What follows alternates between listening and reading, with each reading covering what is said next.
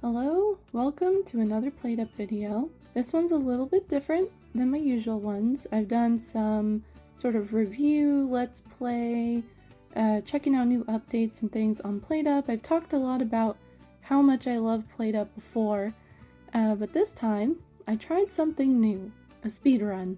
A little word of warning here, this is a very slow speedrun because I am not a practiced speedrunner, so if you're looking for pro tips, you're in the wrong place. In fact, this is the first time I've speedrun anything in my entire life, so I wanted to go over it, talk about the things I learned, and what I'm going to try differently next time. I also did watch an actual, competitive speedrun of the same main dish on the same seed, so I'll talk about a couple things I found in that video as well, and I will link it, but you can also find it on speedrun.com. I'm also not submitting this for official consideration, for reasons I think will be obvious, so I'm gonna edit this down for length and just sort of talk about broad strokes, how it went, what I did wrong specifically, and what surprised me basically. So the picks that I did were turkey as the main dish and the seed AZ174U8U. I went with turkey because I thought it would be easy, and relatively speaking it was. You can do speedruns for any entree, and there's separate categories for all the entrees. And you can also do it with 1, 2, 3, or 4 people, and those are all separate categories as well. There are a few rules for it to be accepted as an official speedrun by speedrun.com. You'll want to check these out for yourself so you know you're doing everything right. But the basic ones are you can either use a random map from the table or a seed that you enter, but you do have to pick a map with only one starting table for a solo run. I'm not sure if there's a list of those somewhere, but I just picked a seed that had already been accepted, so I didn't have to think about it too hard. I am tracking my time with LiveSplit, which is a program. If you've ever watched a speedrun or done one, you probably have seen it. It's a timer, and games can integrate with it to sort of say, here's like a checkpoint. So there's a way to set it up for PlateUp so it marks the time at the end of every day. It was pretty easy to set up, I just followed the directions. You can see it says LiveSplit ready at the bottom there. I have the timer up on screen. The proper strategy for a PlateUp speedrun is to actually research the seed beforehand, I think, so you can prepare for upcoming cards. I did not do this, and it actually ended up being really funny because I got a food item that I had never seen before. Or if I did get it before, I didn't remember it, and so that was a little bit funny and did slow me down quite a bit. But the first few days, I just went as fast as I could with very little consideration for what I would do later in the run.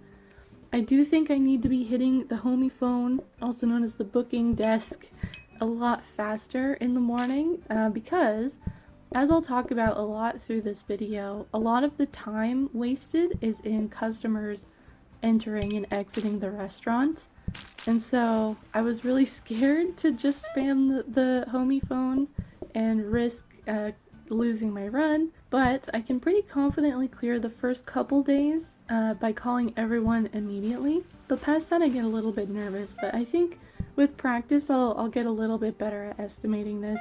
Another thing I learned is that I really need to have all of my cooking appliances much closer together. I think I need to be able to reach everything within a few steps, because even walking down to the turkey fridge and back up was a little bit much, and I don't know, I just think I didn't hit that as hard. It didn't feel as important when I did it, but watching it back it's very obvious how much time I'm losing from that extra walking.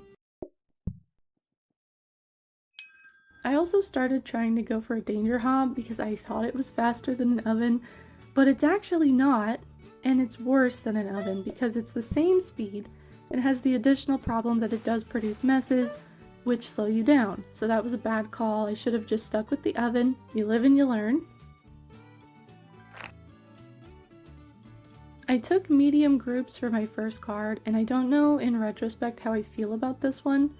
I was avoiding ice cream because I thought adding a whole course to the meals would be a bad thing, but the speedrun that I watched did pick ice cream and they were pretty quick. The only thing I worry about is that I would mess up an ice cream order and just totally make like get flustered and waste time trying to throw it away or something like that. But it did seem like it was faster if you're good at ice cream. I guess that part comes with practice as well. I also really needed to think about how to handle dishes because I was just kind of going with my gut, and clearing tables very quickly is a huge thing because, like I mentioned, the customers are pretty slow when they're walking in and walking out.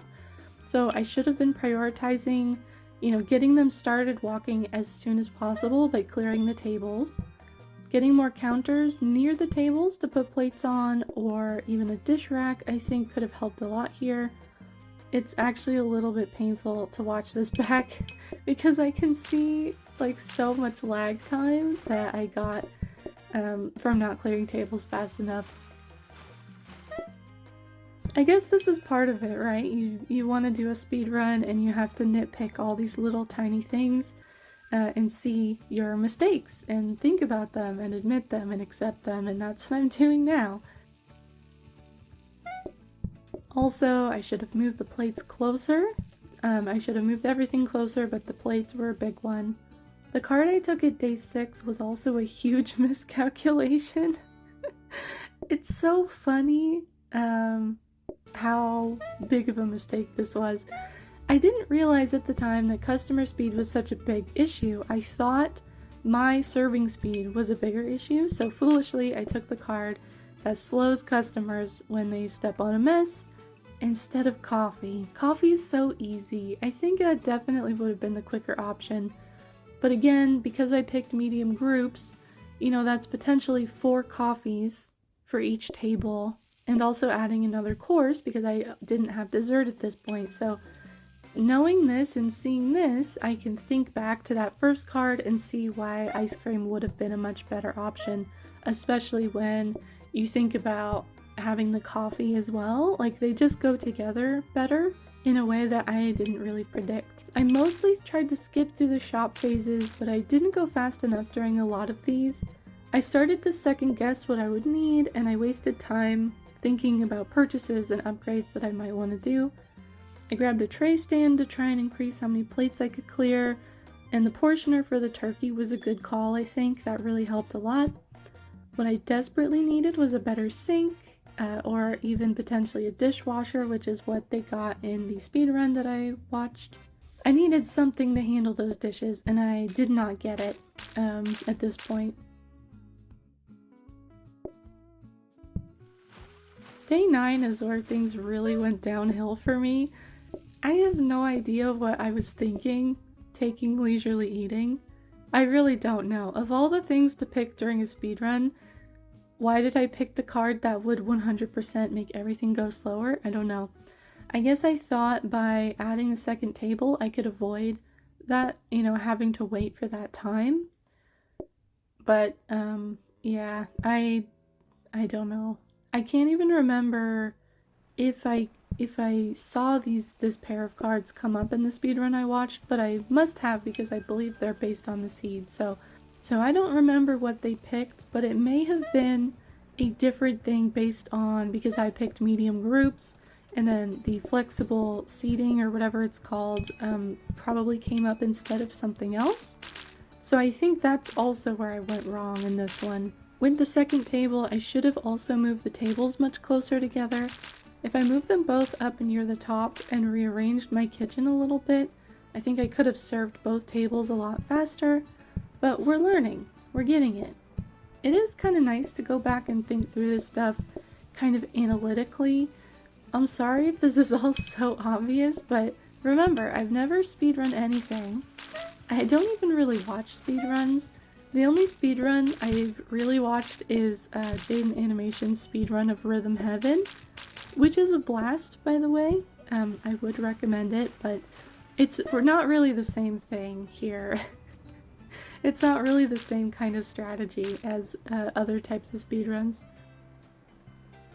On day 12, I panicked really hard because I took turkey gravy and then realized I didn't know how to make it, because I don't think I've ever done turkey gravy. So I had to read the recipe and waste precious time thinking of how I was gonna do it, You do have to boil the carcass to make the gravy, so you need to cook and portion an entire turkey. As far as I know, I don't think you can use the turkey with the meat on it still, but maybe not, I've never tried. Again, my mistake here is putting certain things farther away, like I put the gravy far away. I needed it much closer, and once I cooked it and brought it to the close counter, it was a lot better, but I should have just moved the hob closer. I'm not sure why I didn't. It's very quick to serve and it lasts a while, so I don't think this is a terrible choice for a speedrun as a side. It wasn't a great choice for me specifically because I didn't know how to make it and I wasted that time learning, but if I got it again, I think I would pick it unless the other option was like way better. And looking at my day times, they are getting a little bit longer each day. I think the idea here at a competitive level is to try and keep each day about the same amount of time by calling everyone in immediately and just cranking out the orders as fast as possible. I think I need a little bit more practice for that, and I also needed just a better furniture setup, but we can see the progression here as the rounds get harder and they take me longer to do. On day 15, I knew I wasn't setting any records, but I did feel pretty good. When I play this game more casually, a run will often take me a full hour at least, maybe 2 hours, so this felt really fast to me. And then, of course, I watched the competitive speedrun and realized just how far off I was. Theirs, I believe, was about 15 minutes. Mine was 33 minutes and 41 seconds. So that's my first PlateUp turkey speedrun attempt. I feel pretty good about it. Like I said, you know, this was a huge learning experience for me, and it was significantly faster than when I just play the game normally. And it was really interesting to think about the differences in strategy for something like this, as opposed to when you're playing PlateUp to go as long as you can. You know, it's kind of the opposite. You really want to think about how you're laying the framework for the end game when you're trying to get really far into overtime. So the speedrun is really a different way of thinking about it. I would like to try more speedruns of PlateUp. I'm not sure if I'll ever submit one to speedrun.com because they're just so much faster than I am. I don't know if it would be worth it, but I really liked the pace of the speedrun and the strategy, and I'm curious to learn more about how people handle all of these decisions, especially thinking about which appliances are the fastest and which cards are the best for a speedrun. I just love PlateUp so much, and this is another way to enjoy it and another way to just really get way too deep into a silly little roguelike game. But that's my first speedrun adventure. I hope you enjoyed it. In the comments, let me know, do you speedrun PlateUp? Do you speedrun anything? If I do more PlateUp speedruns, do you have an entree request? Or maybe a seed? I'm kind of a coward about things like salad, but I'm cautiously interested in a challenge, so let me know what you'd like to see. But that's all for this video. Thank you so much for watching. I hope you have a lovely day, and I will be back soon with another video, and I hope to see you there. Bye bye.